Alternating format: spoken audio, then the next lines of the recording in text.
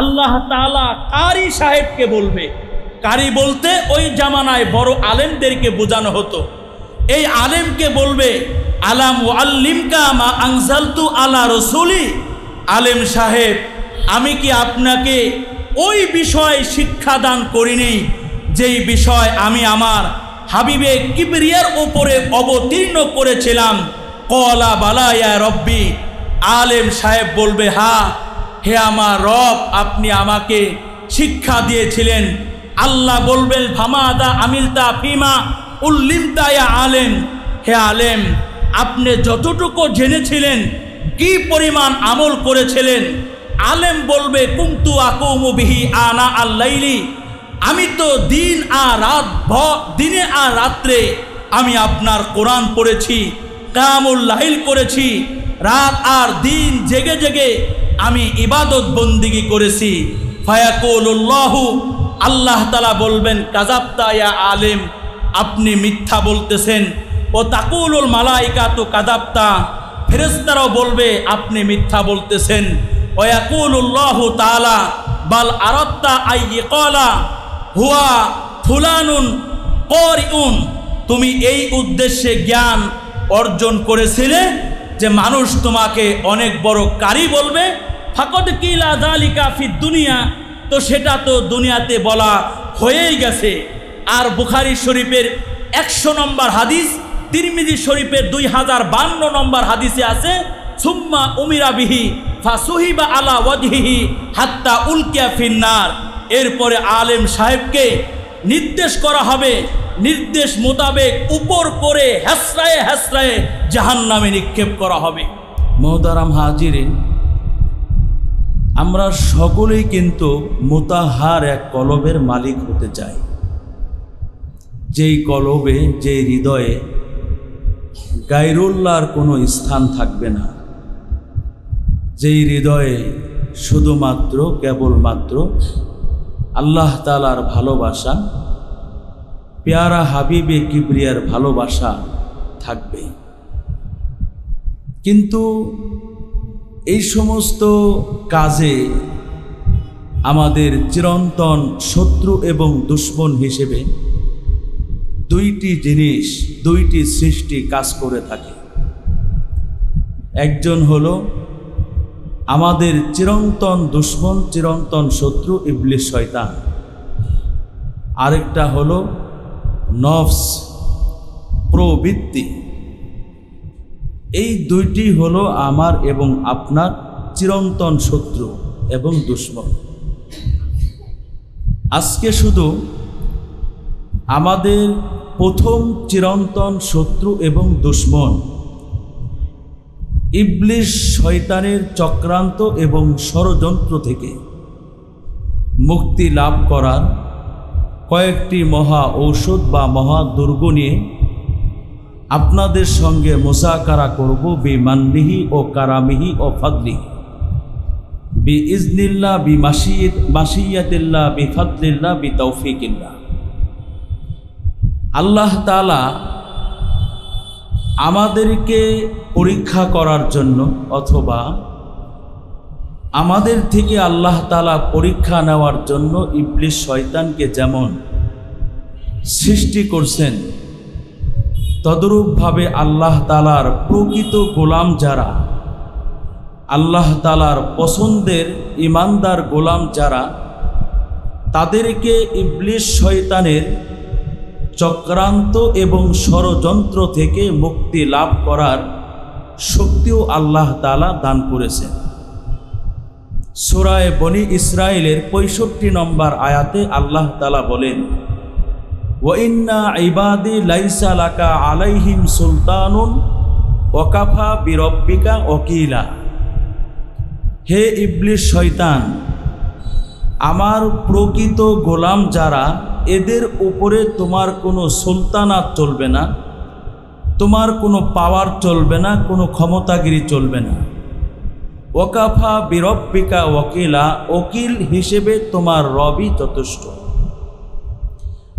আবার আল্লাহ তাআলা এই কথাগুলো সূরা হিজরের 32 নম্বর 42 নম্বর আয়াতের মধ্যে আল্লাহ বলেন, ওয়া ইন্না ইবাদি লাইসা লাকা আলাইহিম সুলতানুন ইল্লা মানিত্তাবাআকা মিনাল গাওয়ি। আল্লাহ তাআলা আমাদের চিরন্তন শত্রু ইবলিস শয়তানকে বলেন, ইবলিস শয়তান শুনে রাখো, আমার প্রকৃত গোলাম যারা, আমার পছন্দের বান্দা যারা, আমার আকরব গোলাম যারা, এদের উপরে তোমার কোনো সুলতানা, কোনো পাওয়ার, কোনো ক্ষমতা চলবে না। ইল্লা মানিত্তাবাআকা মিনাল গাওয়িন, তবে যারা নিজেরাই পথগামী হয়েছে এবং তোমার ইত্তিবা করেছে এরা ছাড়া।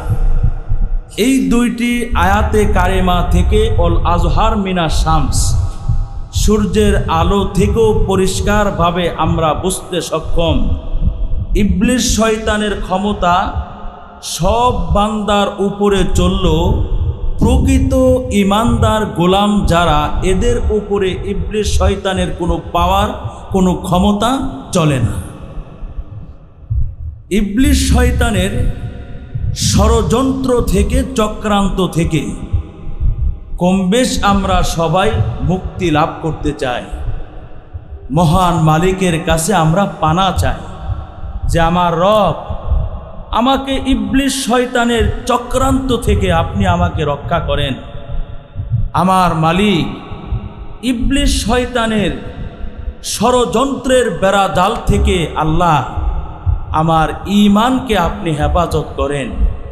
আমার রব, আমি যতটুকু ত্রুটিপূর্ণ এবং অসম্পূর্ণ আমল করি, আমার এই আমলগুলোকে আপনি নিজ জিম্মায় হেফাজত করেন। তো ইবলিস শয়তানের ষড়যন্ত্র, ওয়াসওয়াসা এবং চক্রান্ত থেকে মুক্তি লাভ করার সর্বাধিক প্রধান এবং সর্বাধিক শক্তিশালী এক মহা ঔষধ অথবা মহা দুর্গের নাম হলো ইখলাস। ইখলাস মানে হলো আমি নামাজ পড়ব দুনিয়ার কোনো মানুষের কাছ থেকে প্রশংসা করানোর জন্য না, শুধুমাত্র কেবলমাত্র কার জন্য? এই যে আমি ইসলাহি মাহফিলে বসে আছি, শত ব্যস্ততাকে অপেক্ষা করে দুনিয়ার কোনো মানুষের ভালোবাসা পাওয়ার জন্য না, দুনিয়ার কোনো মানুষের কাছ থেকে বাহবা লাভ করার জন্য না, শুধুমাত্র কেবলমাত্র আমার রবের সন্তুষ্টি আর রেজামন্দি অর্জন করার জন্য। তো ইখলাসকে কেউ যদি নিজের জীবনের সঙ্গী বানিয়ে নিতে পারে, তাহলে ইবলিস শয়তান তাকে বিভ্রান্ত করতে পারবে না, তাকে বিপথে নিতে পারবে না, তার আমলগুলো শয়তান বিনষ্ট করতে পারবে না। কারণ হলো ইবলিস শয়তান নিজেই মুখলেস বান্দার কাছে দুর্বলতা এবং অপারগতা প্রকাশ করেছে, স্যালেন্ডার করেছে। ইবলিস শয়তানের যেই বক্তব্যটা আল্লাহ তাআলা সূরা জুমারের 82 এবং 83 এই দুইটি আয়াতে কারিমার মধ্যে আল্লাহ তাআলা তুলে ধরেছেন। ক্বালা ফাবি ইজ্জাতিকা লাউবিয়ান্নাহুম আজমাইন ইল্লা ইবাদাকা মিনহুমুল মুখলাসিন। ইবলিস শয়তান বলেন আল্লাহ তাআলাকে যে আল্লাহ, আমি আপনার জাতার জালালিয়াতের কসম করে বলি, আকসিমু আলাইকা, আল্লাহ আপনার নামের হলফ করে বলি, আউলাদে আদমকে আমি বিভ্রান্ত করতেই থাকব, আউলাদে আদমকে আমি বিপথে নিতেই থাকব, ইল্লা ইবাদাকা মিনহুমুল মুখলাসিন, তবে তাদের মধ্যে আপনার মুখলেস বান্দা ছাড়া। এই আয়াত থেকে কি বোঝা গেল? যে ইবলিস শয়তান আমাদেরকে বিভ্রান্ত করবেই, এটা তার চ্যালেঞ্জ, এটা তার ওপেন চ্যালেঞ্জ। কিন্তু ইবলিস নিজেই অপারগতা আর দুর্বলতা প্রকাশ করতেছে। আল্লাহ, তোমার বান্দাদের মধ্য হতে যারা মুখলেস আছে, মুখলিসিন যারা আছে, তোমার জন্যই যারা আমল করে, ইবাদত বন্দেগী করে, এই ক্যাটাগরির মুখলেস বান্দাদেরকে এই মুখলেস বান্দারা ছাড়া। তাফসিরে ইবনে কাসিরের 4 নম্বর খণ্ডের 178 নম্বর পৃষ্ঠার মধ্যে আরেকটা রিওয়ায়াত আছে, অফি রিওয়ায়াতিন কলা ইবলিস ও ইজ্জাতিকা ও জালালিকা ও কারামিকা লা আজালু উবিহিম মা দামাত আরওয়াহুহুম ফি আজসাদিহিম। ইবলিস শয়তান আল্লাহকে বলতেছেন, আল্লাহ আপনার ইজ্জতের কসম করে বলি, আপনার জালালিয়াতের কসম করে বলি, আপনার মহত্বের কসম করে বলি, লা আজালু উবিহিম মা দামাত আরওয়াহুহুম ফি আজসাদিহিম। বনি আদমের এই কয়েক হাত বডির মধ্যে যতক্ষণ পর্যন্ত প্রাণ থাকবে ততক্ষণ পর্যন্ত এই বনি আদমকে আমি বিপথে নিতেই থাকব। এই চ্যালেঞ্জ কার? ইবলিসের। কার সঙ্গে চ্যালেঞ্জ করলে? আল্লাহর সঙ্গে।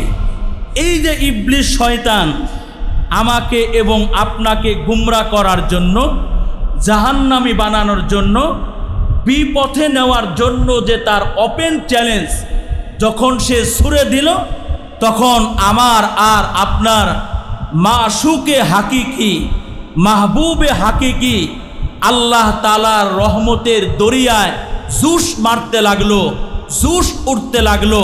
ফাকাল আল্লাহ তাআলা ও ইজ্জাতি ও জালালি ও কারামি লা আজালু আউ ফির লাহুম মাস্তাগফারুনি।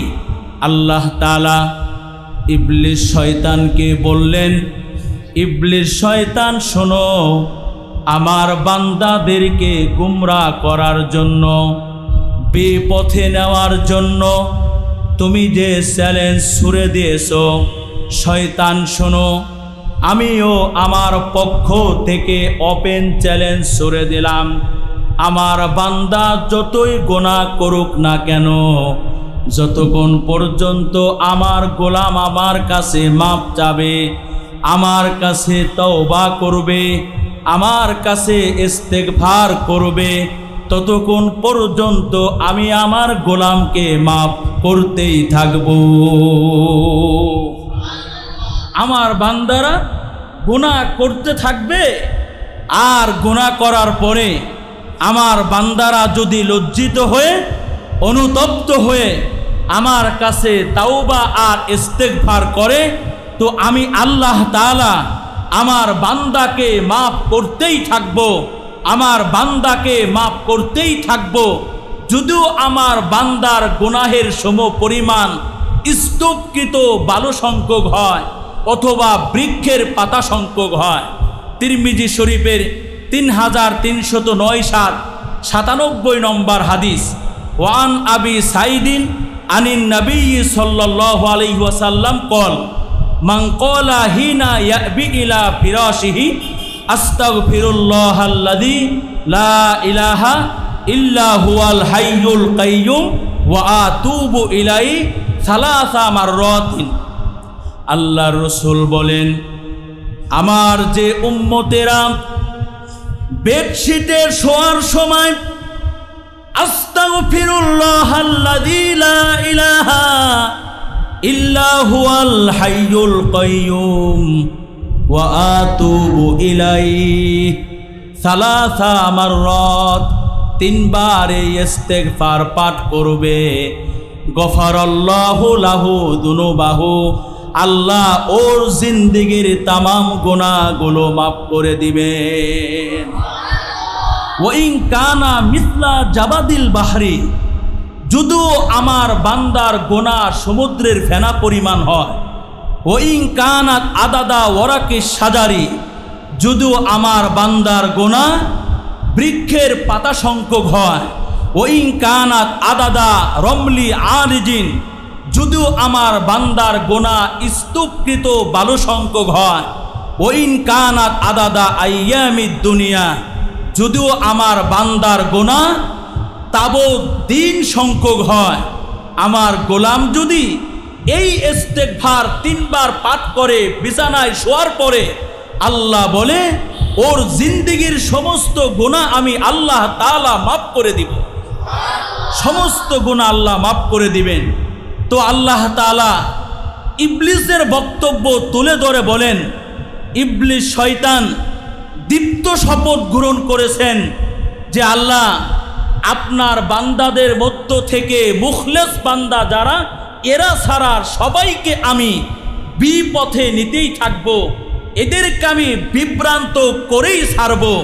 এই আয়াত থেকে পরিষ্কার বোঝা যায় ইবলিস মুখলেস বান্দাদের কাছে দুর্বলতা এবং অপারগতা প্রকাশ করেছেন। মুখলেস যারা আল্লাহর জন্য যারা ভালো ভালো কাজ করে আর গুনাহমুক্ত জীবন যাপন করে আল্লাহর জন্য, এদের কাছে ইবলিসের কোনো পাওয়ার, কোনো ক্ষমতা আর বেটাগিরি চলে না। সুতরাং আমাদের জীবনের একটা পণ এমন হবে, সেটা হলো আমি নামাজ পড়ব কার জন্য? এক আওয়াজে আমরা সবাই বলবো, নামাজ পড়ব কার জন্য? মাহে রমজানের রোজা রাখবো কার জন্য? সকাল সন্ধ্যা জিকির আজকার করব কার জন্য? আল্লাহর রাহে আমি ব্যয় করব কার জন্য? গুনাহমুক্ত জীবনযাপন করব কার জন্য? ইমানদারের হায়াতে জিন্দিগির মধ্যে এমন কোনো কাজ নাই যে কাজটা ইমানদার গায়রুল্লাহর জন্য করতে পারে, বরং ইমানদার যত ভালো কাজ করবে শুধুমাত্র কেবলমাত্র কার জন্য? আরো জোরে বলেন, কার জন্য?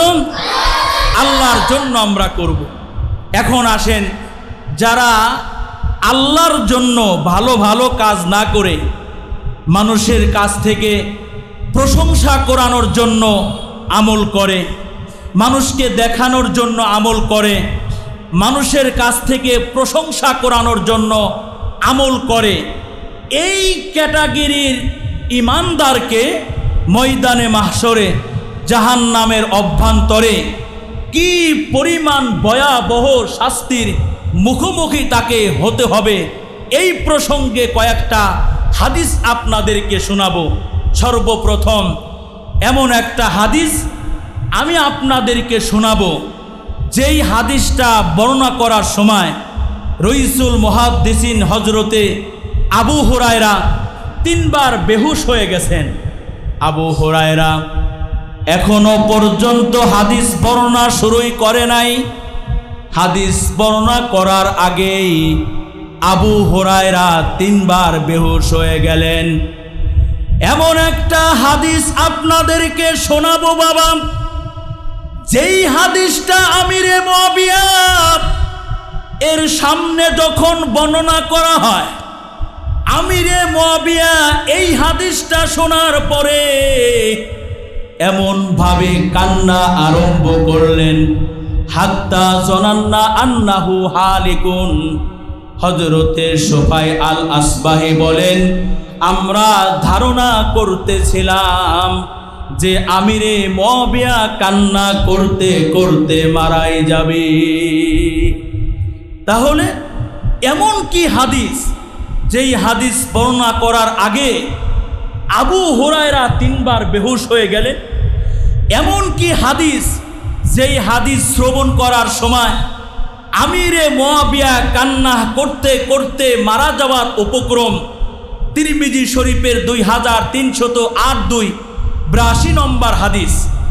হযরতে সুফাই আল আসবাহি বলেন, রইসুল মুহাদ্দিসিন হযরতে আবু হুরায়রার সঙ্গে আমার দেখা হয়ে গেল। কুলতু লাহু আসআলুকা বিহাক্কিন অবিহাক্কিন। আমি আবু হুরায়রাকে বললাম, সত্যিকার অর্থে আপনার কাছ থেকে একটি বিষয় জানতে চাই। লামা হাদ্দাস্তানি হাদিসান সামিতাহু মিন রাসূলিল্লাহি সাল্লাল্লাহু আলাইহি ওয়াসাল্লাম আলিমতাহু ও আকালতাহু।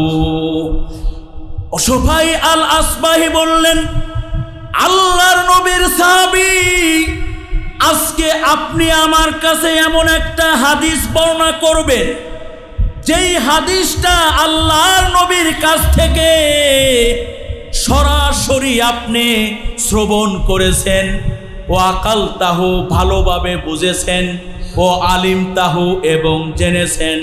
3টি কথা। 1 নম্বর কথা হলো এমন হাদিস আমাকে শোনাবেন যেই হাদিসটা সরাসরি নবীর কাছ থেকে আপনি শুনেছেন। 2 নম্বর কথা হলো যেই হাদিসটা আপনি খুব ভালোভাবে বুঝেছেন। 3 নম্বর কথা হলো আপনি জেনেছেন। ফাকালা আবু হুরায়রা আফআলু লাউ হাদিসান্নাকা হাদিসান সামিতুহু মিন রাসূলিল্লাহি সাল্লাল্লাহু আলাইহি ওয়াসাল্লাম আকালতুহু ও আলিমতুহু। হযরতে আবু হুরায়রা বললেন, অবশ্যই অবশ্যই এমন একটা হাদিস তোমার কাছে বর্ণনা করব যেই হাদিসটা আল্লাহর নবী আমার কাছে সরাসরি বর্ণনা করেছেন, যেই হাদিসটা আমি খুব ভালোভাবে বুঝেছি এবং জেনেছি। সুম্মা নাসাগা আবু হুরায়রা নাসগাতান ফামাকাসা কলিলান সুম্মা আফাকা। আবু হুরায়রা হাদিস বর্ণনা করার আগেই আবু হুরায়রা বেহুশ হয়ে গেলেন। সুম্মা মাকাসা কলিলান, কিছু সময় বেহুশ হয়ে পড়ে রইলেন। সুম্মা আফাকা, এরপরে হুশ ফিরে আসলো। ফাকালা আবু হুরায়রা লা উহাদ্দিসান্নাকা হাদিসান হাদ্দাসানিহি রাসূলুল্লাহি সাল্লাল্লাহু আলাইহি ওয়াসাল্লাম ফি হাদাল বাইতি মা মানা আহাদুন গায়রি ও গায়রুহু। হযরতে আবু হুরায়রা বললেন, অবশ্যই অবশ্যই এমন একটা হাদিস তোমাকে শোনাবো যেই হাদিসটা আল্লাহর নবী সরাসরি আমার কাছে বর্ণনা করেছেন, যেই হাদিসটা আল্লাহর নবী আমার কাছে রওয়ায়াত করেছেন। এই সোপায় আল আসবাহি, এই যে একটা ঘর দেখা যায়, এই ঘরের মধ্যে আমি ছিলাম আর আল্লাহর নবী ছিল। আমি আর আল্লাহর নবী সারা শখসে সালিস তৃতীয় কোনো ব্যক্তি ওই ঘরের মধ্যে ছিল না। সুম্মা নাসাগা আবু হুরায়রা নাসগাতান সাদিদাতান। আবু হুরায়রা আবার বেহুশ হয়ে গেলেন, ভীষণভাবে বেহুশ হয়ে গেলেন। সুম্মা আফাকা, আবার হুশ ফিরে আসলো। ফাকালা আবু হুরায়রা লা উহাদ্দিসান্নাকা হাদিসান হাদ্দাসানিহি রাসূলুল্লাহি সাল্লাল্লাহু আলাইহি ওয়াসাল্লাম আনা ওয়া হুয়া ফি হাদাল বাইতি মা মানা আহাদুন গায়রি ও গায়রুহু।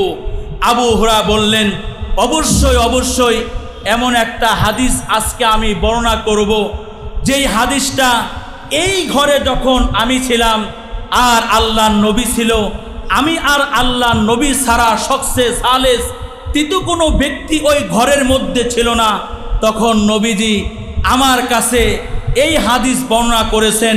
সুম্মা নাসাগা আবু হুরায়রা নাসগাতান সাদিদাতান। আবু হুরায়রা আবার এমনভাবে তিনি বেহুশ হয়ে গেলেন। সুম্মা মালা খররান আই সাকিতান আলা ওয়াজহিহি। সবাই আল আসবাহি বলেন যে আবু হুরায়রা তৃতীয়বারের জন্য এমনভাবে তিনি বেহুশ হয়ে গেলেন যে মনে হচ্ছিল যে তিনি উপর হয়ে পড়েই যাবে। আল্লাহু আকবার। তিনি উপর হয়ে মনে হচ্ছে যে তিনি পড়েই যাবে। ফা আসনাতুহু তাবিলান। সুফাই আল আসবাহি বলেন, দীর্ঘ সময় আমি আবু হুরায়রাকে ট্যাক লাগায় রাখলাম। সুম্মা আফাকা, এরপরে তার হুশ ফিরে আসলো। ফাকালা হাদ্দাসানিহি রাসূলুল্লাহি সাল্লাল্লাহু আলাইহি ওয়াসাল্লাম। এরপরে বললেন যে আল্লাহর নবী আমার কাছে বর্ণনা করেছেন জান্নাল্লাহ তাআলা ইয়াউমুল কিয়ামাতি ইয়ানজিলু ইলাল ইবাদি লিয়াকদিয়া বাইনাহুম ও কুল্লু উম্মাতিন দাসিয়াতুন। ময়দানে মাহশরে আল্লাহ তাআলা বান্দাদের হিসাব নিকাশ নেওয়ার জন্য বান্দাদের সামনে আল্লাহ হাজির হবেন, আল্লাহ তাআলা অবতরণ হবে। ওই সময় অন্য অন্য নবীদের উম্মতেরা নতজানু হয়ে থাকবে। ফাআওয়ালু মা ইয়াদউ বিহি রাজুলুন জামাআল কুরআন আই হাফিজাল কুরআন। হযরতে আল্লাহর নবী বলেন, সর্বপ্রথম আল্লাহ তাআলা হিসাব নিকাশের জন্য এমন একজন ব্যক্তিকে ডাকবে যিনি আল্লাহর কোরআন সংরক্ষণ করেছেন, অর্থাৎ আল্লাহ আলেমকে ডাকবেন। ও রজুলুন কাসিরুল মাল, 2 নম্বর সম্পদশালীকে ডাকবেন। 3 নম্বর ও রজুলুন কুতিলা ফি সাবিলিল্লাহ, ওই ব্যক্তিকে ডাকবে যেই ব্যক্তি আল্লাহ রাস্তায় শাহাদাত বরণ করেছে। যে ব্যক্তি আল্লাহ রাস্তায় শাহাদাত বরণ করেছে, ফায়াকুলুল্লাহু লিল কারি, আল্লাহ তাআলা কারি সাহেবকে বলবে। কারি বলতে ওই জামানায় বড় আলেমদেরকে বোঝানো হতো। এই আলেমকে বলবে, আলাম ওয়াল্লিমকা মা আনজালতু আলা রাসূলি, আলেম সাহেব আমি কি আপনাকে ওই বিষয় শিক্ষাদান করিনি যেই বিষয় আমি আমার হাবিবে কিবরিয়ার উপরে অবতীর্ণ করেছিলাম? ক্বালা বালা ইয়া রব্বি, আলেম সাহেব বলবে, হ্যাঁ হে আমার রব, আপনি আমাকে শিক্ষা দিয়েছিলেন। আল্লাহ বলবেন, ফামাদা আমিলতা ফিমা উল্লিমতা ইয়া আলেম, হে আলেম আপনি যতটুকু জেনেছিলেন কি পরিমাণ আমল করেছিলেন? আলেম বলবে, কুনতু আকুমু বিহি আনা আল-লাইলি, আমি তো দিন আর রাত দিনে আর রাত্রে আমি আপনার কোরআন পড়েছি, কিয়ামুল লাইল করেছি, রাত আর দিন জেগে জেগে আমি ইবাদত বন্দিগি করেছি। ফায়াকুলুল্লাহু, আল্লাহ তাআলা বলবেন, কাযাবতা ইয়া আলেম, আপনি মিথ্যা বলতেছেন। ও তাকুলুল মালাইকাতু কাযাবতা, ফেরেশতারাও বলবে আপনি মিথ্যা বলতেছেন। ওয়া ইয়াকুলুল্লাহু তাআলা বাল আরাদতা আইয়াকালা হুয়া ফুলানুন কারিউন, তুমি এই উদ্দেশ্যে জ্ঞান অর্জন করেছিলে যে মানুষ তোমাকে অনেক বড় কারি বলবে। ফাকাদ কিলা যালিকা ফিদ দুনিয়া, তো সেটা তো দুনিয়াতে বলা হয়েই গেছে। আর বুখারী শরীফের 100 নম্বর হাদিস, তিরমিজি শরীফের 2052 নম্বর হাদিসে আছে, সুম্মা উমিরা বিহি ফাসুহিবা আলা ওয়াজহিহি হাত্তা উলকিয়া ফিন্নার, এরপরে আলেম সাহেবকে নির্দেশ করা হবে, নির্দেশ মোতাবেক উপর করে হেসরায়ে হেসরায়ে জাহান্নামে নিক্ষেপ করা হবে।